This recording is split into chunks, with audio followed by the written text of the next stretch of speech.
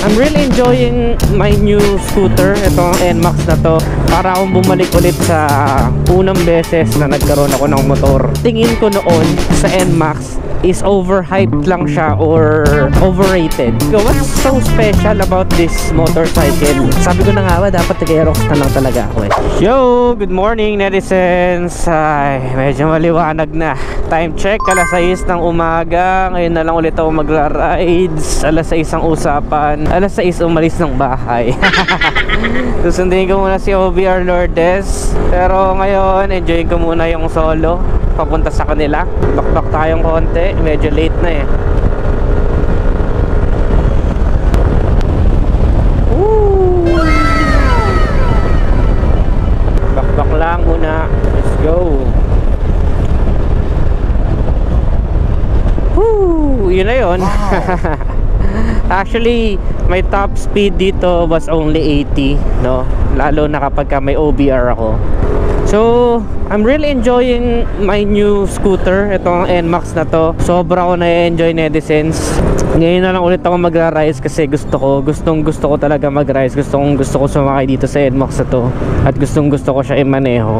Kung nakasubaybay kayo sa channel ko, marami na ako na-drive na motor. Pero iba pa rin pala talaga pagka it's your own. Sa'yo, yung unit, no? Yung excitement, iba. Para akong bumalik ulit sa unang beses na nagkaroon ako ng motor. Sobrang excited kung sakyan yung motor ko. Gusto ko laging mag-rides. Ganun yung pakiramdam ko nung nagkaroon ako nitong NMAX na to. And so far, isang beses ko pa lang din ito na ipang rides. Pa Tagaytay pa lang. Yung kumain kami, nag-date kami ni OBR Lourdes. Pero I have some observations dito sa NMAX na to nung nagkaroon na ako. Kasi alam nyo noon, to be honest, or siguro alam nyo na, natutunogan nyo na, my choice talaga, first choice is Aerox. And still, wala pa rin nagbabago sa opinion ko. Aerox is still a good bike. And ang tingin ko noon, ulitin ko noon, sa NMAX is overhyped lang siya or overrated. Para kasi sabi ko, what's so special about this motorcycle? Hindi naman siya super lakas kagaya ng Aerox. And yung mga first impression ko, hindi ko naman masasabi na super grabe yung experience ko dito sa motor na to, as in life changing. Hindi ko yun na-feel sa aking mga first ride impressions. And that is because it is a first ride impression. Ibig sabihin, hindi mo siya mararamdaman sa saglitang mga sakay-sakay lang. Yung mga first impression ride, hindi mo ma-appreciate tong NMAX na to. There's more into this scooter than what I thought. And ayun yung unti-unti kong na-unlock. Kaya kung bakit nag-make sense sa akin na, kasi pinagpe-pray ko din yan eh, kung ano talaga yung upgrade ko, anong i-upgrade kong motor, no? Pero I'm not actually aiming for a big bike. Kilala nyo ako, no? Sabi ko nga sa sarili ko, gusto ko yung magagamit ko lang talaga for everyday use, practically, and will be relatable to my audience. Kaya gusto ko for city driving yung aking bibiling motorsiklo. Though I'm not closing doors na mag big bike soon, pero for the meantime, gusto kong ma-enjoy yung progress from 125cc to 150cc, and then maybe after this one, that's the time that I will jump into a big bike, the big bike category. Pero for now, let's focus to this motorcycle. And ito yung mga base sa sariling experience at opinion at pakiramdam ko lamang. Pwede kayong sumang-ayon o di sumang-ayon sa aking mga sasabihin.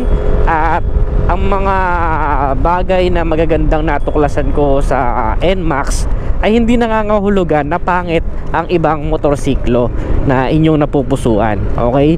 Ito ay all about NMAX lang. Walang ibang pahaging sa ibang motorsiklo. Alright? So, una sa lahat, nanibago ako sa unang sakay ko dito. No, nanibago ako in a not so sure way. Hindi ako masyado sure dun sa paninibago na yun. Bakit? Paano ko nasabi? Nanibago ako sa handling because I'm a Mio user. Yung Mio, is somehow may pagka-aggressive ng konting-konti. Upright sitting position still, iba yung pwesto ng manibela, iba yung pakiramdam imaneho. Parang ramdam na ramdam mo yung bumpy roads. Damang-dama mo na hindi pa siya ABS, nakakaalangan na mag high speed. So nanibago ko dito. Medyo duda pa ako nung umpisa. Sabi ko parang sure ba ako, tama ba to? Sabi ko na nga ba, dapat nag-Aerox na lang talaga ako Ganon, kasi sanay ako sa Mio Aerox is still in the Mio lineup. Okay, tapos nung tumagal-tagal na siya, nang makabisado na ng katawan ko yung handling ng NMAX, kasi kahit sa likuan medyo nalilito ako. Sabi ko, ganito ba talaga to i-maneuver? So yung pala ay nag-a-adjust pa lang yung katawan ko sa motorsiklo, no? Kasi araw-araw mo na siya ginagamit So it is now my primary or daily commuter. No, itong motor na to, yung daily body ko. Pagsundo, hatid sundo kay Lourdes, at kung ano pa mang mga pupuntahan. Though I still use my Mio Soul I pagka umaga, pero yung mga main na lakad ko, naka NMAX na ako. So to cut the story short, ayun nga, nakabisado ko na siya. Doon nakabisado ko na siya, doon ako na mind blown kung bakit gano'n na lang yung hype ng NMAX. Yung motor kasi, pagka pinag-aaralan mo, mag-adjust yung katawan mo hanggang sa maging isa na kayo. Parang isa na kayo, parang parte na siya ng katawan mo. Nung naramdaman ko yun at dumating na ako sa ganung point, sabi ko, ay, salamat, thank God. Thank God at ito yung motor na napunta sa akin. Sobrang comfortable niya, Netizen's. Tapos yung cruising style, grabe. Itong cruising style, ibig sabihin nandito yung paa mo. Itong lalagyan ng paa dito sa unahan, sobrang swak. Hindi siya bitin. Saktong-sakto yung regular size na paa, kahit mas malaki pa kayong tao. No, sakto yung size na itong unahan na yan. Tapos basta I have all the space dito sa unahan kapag babiyahe ng malayo. Kaya yung pa ako ay masayang masaya dahil relax na relax nga siya, dahil nakakapagpalipat-lipat nga siya ng pwestuhan. And then yung upuan ko bago ko palitan, I'm so thankful for that one as well. Pero ngayon medyo naninibago pa ako kasi bago na naman.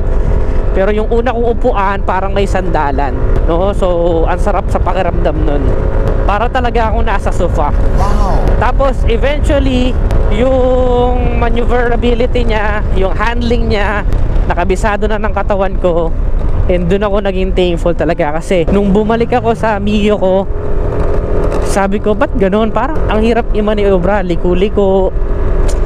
So eto na yung kilala ng katawan ko, no? So medyo nanibago ako sa Mio nung bumalik ako. Dun ko na-realize na sobrang dali niyang i-maneuver, na halos effortless ka na sa pag-control ng motor.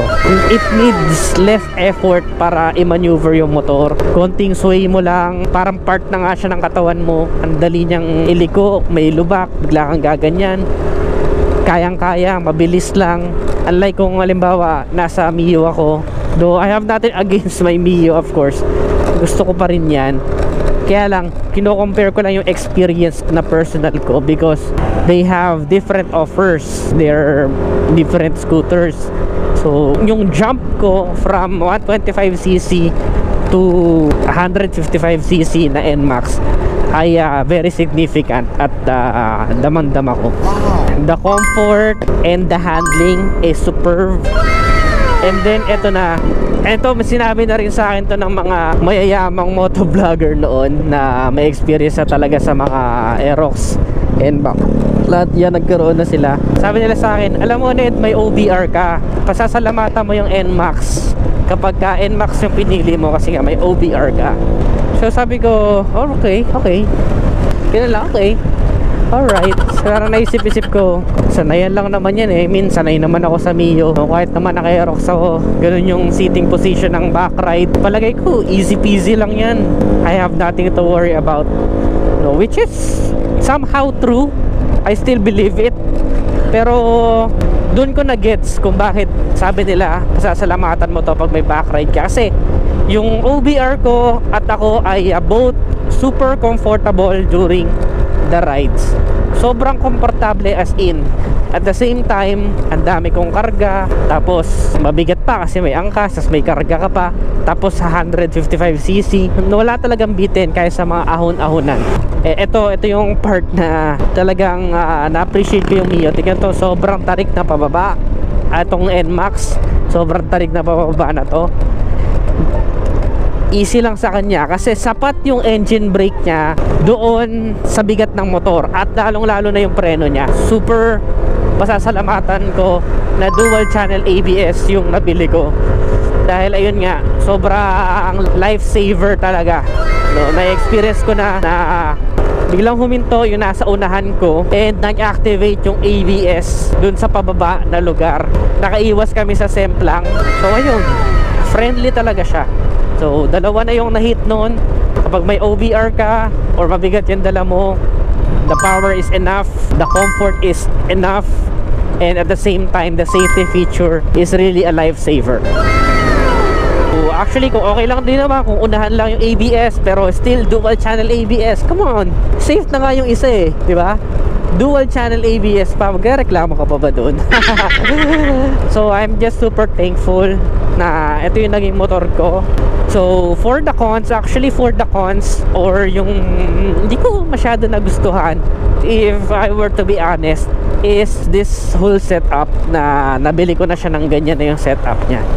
So hindi ko hate totally yung itsura niya.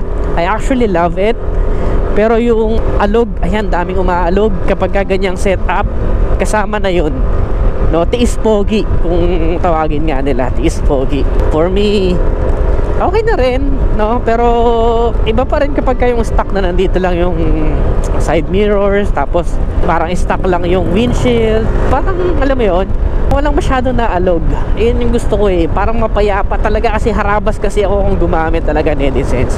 But I'm thankful na Racing Boy Premium yung aking shock sa likod. And talagang panalo. Super duper panalo. Ang ganda ng kanyang suspension. So I highly recommend that as well. I'm not sponsored, wala akong tinatanggap na sponsor, kahit helmet, wala.